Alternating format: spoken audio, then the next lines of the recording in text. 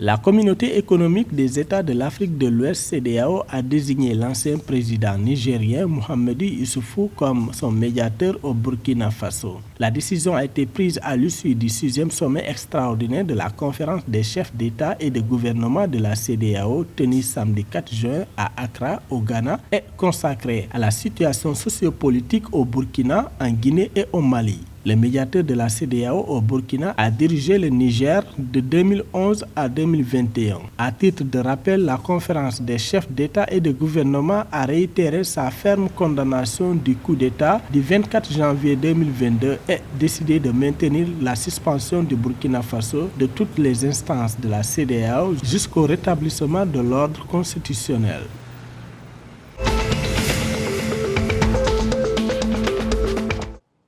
Le président du Niger, Mohamed Bazoum, a rencontré vendredi 3 juin des milliers de populations déplacées internes à Makalondi et Torodi, non loin de la frontière du Burkina Faso. Ces milliers de déplacés sont persécutés par des djihadistes. À cette occasion, le chef de l'État a promis de ramener ces personnes déplacées en toute sécurité dans leur village. Par la même occasion, et ce malgré la terreur que font régner les terroristes sur ces populations, le président nigérien a promis un plan de démobilisation aux combattants qui souhaitent déposer les armes.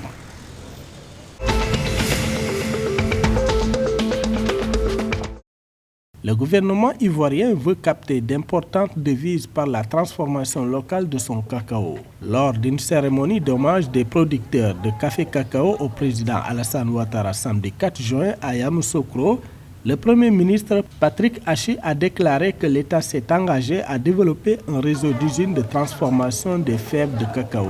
Selon lui, le cacao exporté par la Côte d'Ivoire n'est pas transformé. C'est pourquoi le chef de l'État ivoirien s'est engagé à accélérer la construction d'usines de chocolat afin d'attirer d'importantes devises.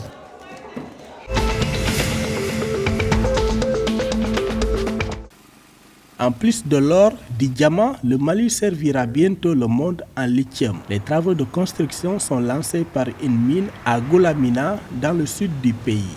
Cette première mine de lithium d'Afrique de l'Ouest fera du Mali le 3e producteur mondial de lithium, a annoncé vendredi 3 juin le ministre malien des Mines, de l'Énergie, de l'Eau, Lamine Seydou Traoré. Selon lui, au cours de la phase de construction de 2 ans, il est prévu un effectif d'environ 1200 employés au total, composé de travailleurs qualifiés et non qualifiés. Près de 650 personnes composées essentiellement de Maliens seront recrutées également lors de l'exploitation de la mine et de l'usine.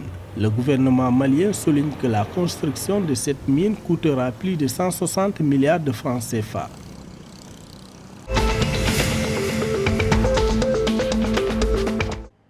Le Togo, qui ambitionne de mobiliser 550 milliards de francs CFA sur le marché financier régional cette année, va tenter de se rapprocher davantage de son objectif avec une émission d'obligations de relance de 25 milliards de francs CFA le 10 juin 2022. Les titres de nominal de 10 000 francs CFA sont émis sur une maturité de 36 mois, soit 3 ans, et assortis d'un taux d'intérêt de 5,3%. Pour le compte de 2022, le Trésor public togolais a déjà collecté 236 milliards de francs CFA auprès des investisseurs de la sous-région ouest africaine, soit plus de 50% de son objectif annuel.